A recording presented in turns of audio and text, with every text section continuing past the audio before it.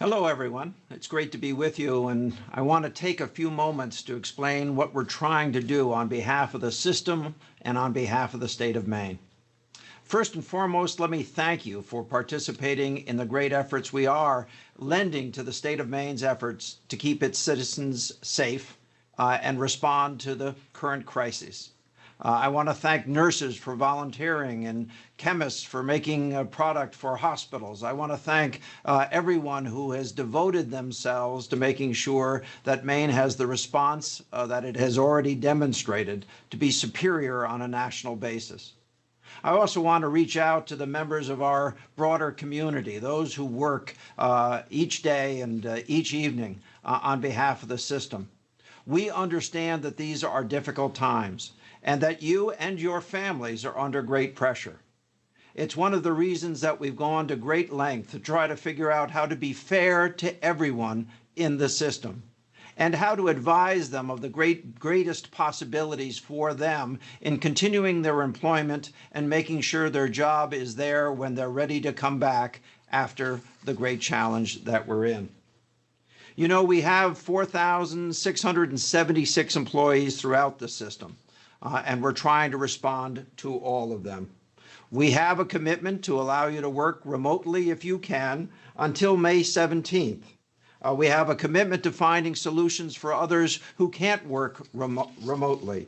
And that was identified in a written communication that we sent out earlier today to all of our workers. And it's one of the things that we want to talk about right now. This is not a one-size-fits-all policy. In fact, there's a chart that goes along with it that's quite complicated, but answers many of the questions that some of you will have. But we're also taking time to have some of the true experts participate in this discussion today. Chris Lindstrom, the Vice President of Human Resources for the University of Maine, is one of those individuals.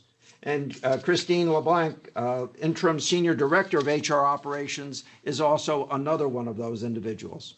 I will be posing questions to them and ask them to answer those questions in response to what I anticipate are some of the very concerns that you might have. So let me go to Christine first.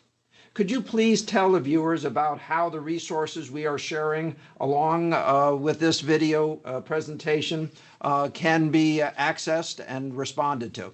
Certainly.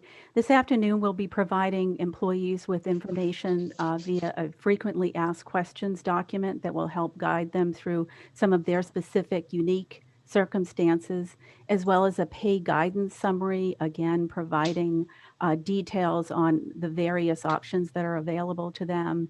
And then also a workflow, which you had just referenced, that really provides a sort of if and then walking employees through the not only the Families First COVID Response Act options, but as well as other options for paid time off and unemployment if that is their appropriate choice. So, Chris, let me turn to you and basically ask you, what is our general commitment to the employees of this system? How are you going to help us meet those needs? Sure, Chancellor.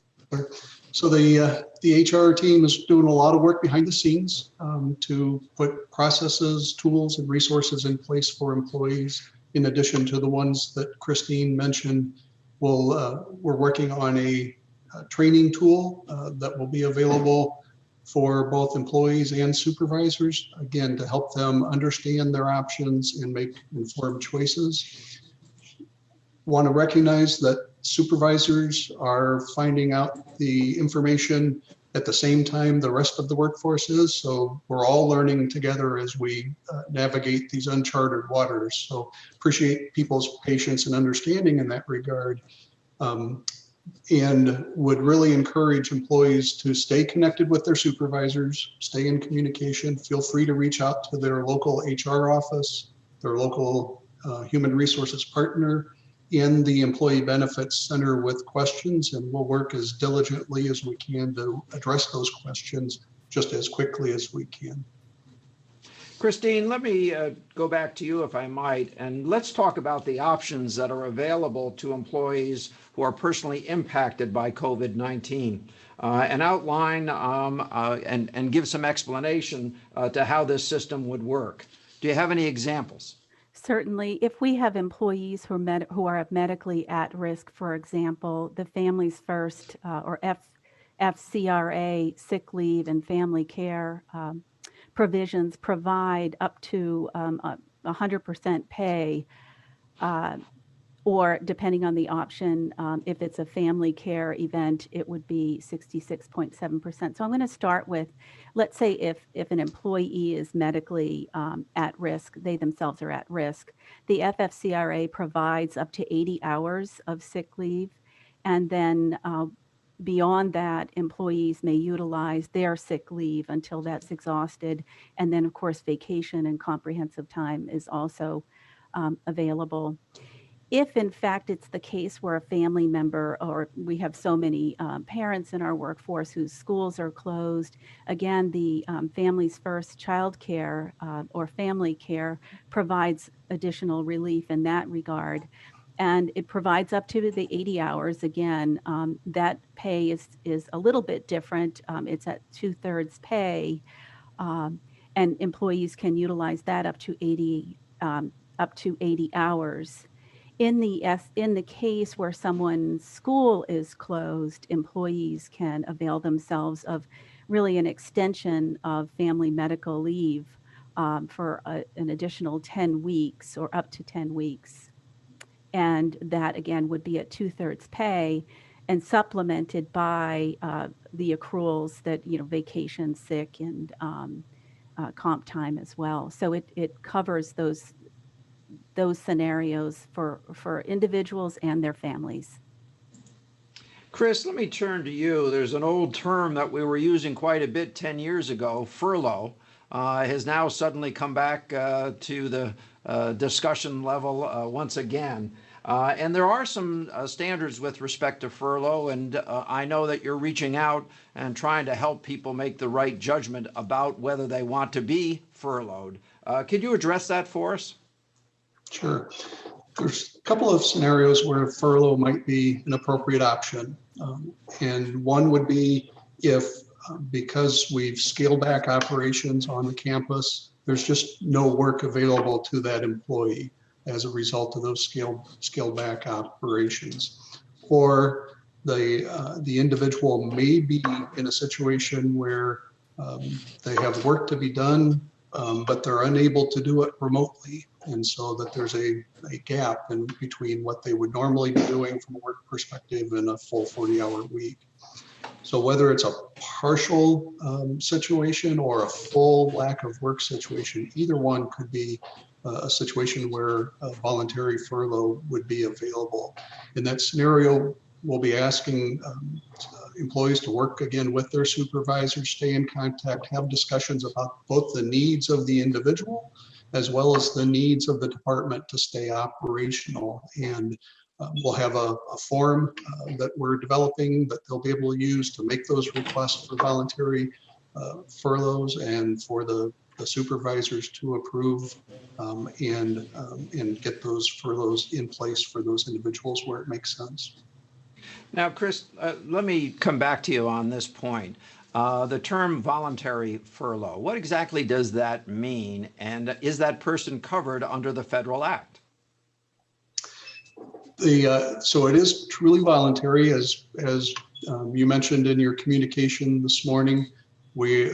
These are not involuntary actions. We're working to avoid those.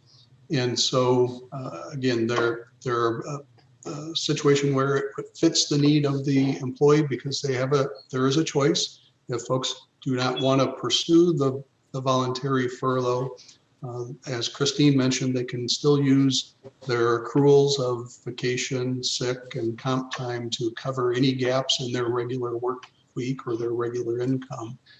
And then as we've talked with outside experts and resources, indications if someone is off of work in a furlough situation, they should be eligible for the unemployment benefits, and specifically also available, the enhanced unemployment benefits should be available to them as well.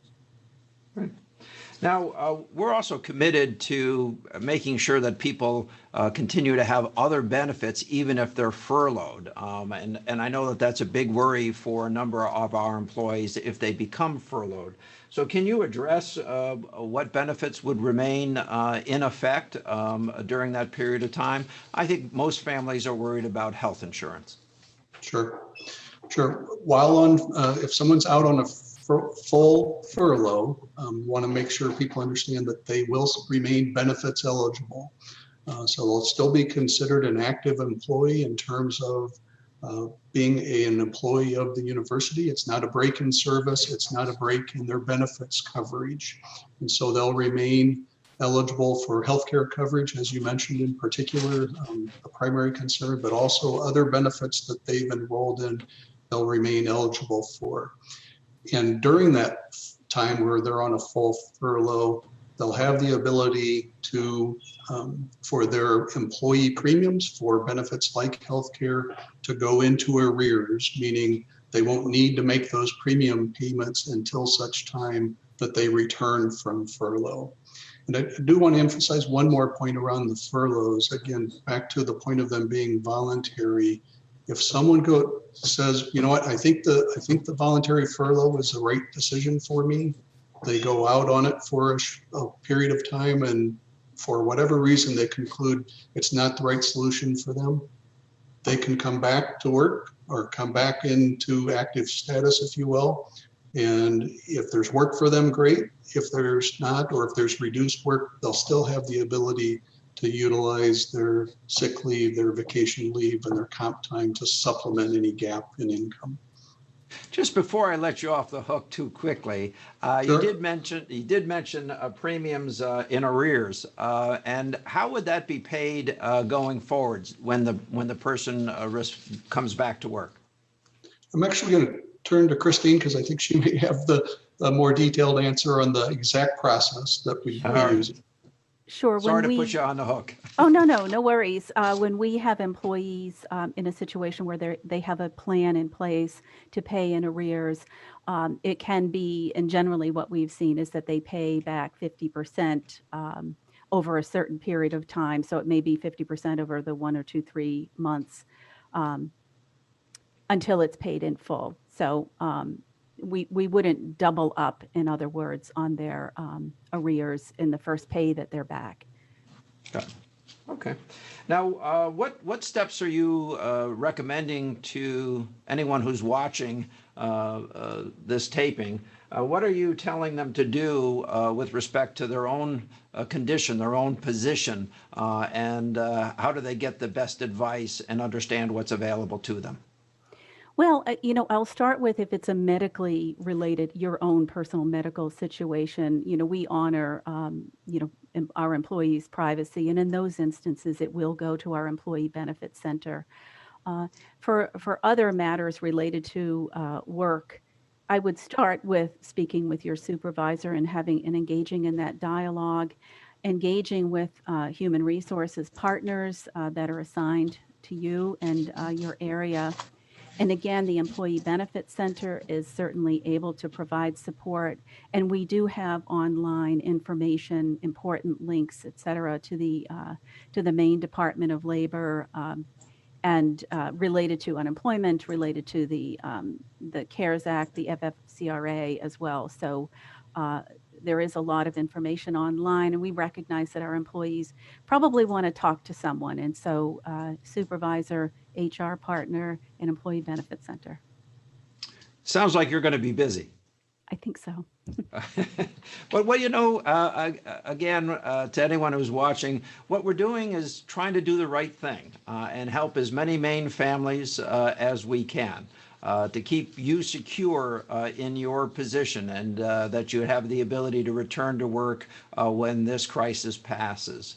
So this is Dan Malloy, the Chancellor of the University of Maine System, thanking you for turning to this resource, thanking the two folks who answered the questions so extraordinarily well, That's a down payment on making sure you get the right information to make the right decision concerning your status as a University of Maine System employee. I'm very proud to work with all of you, and thank you very much.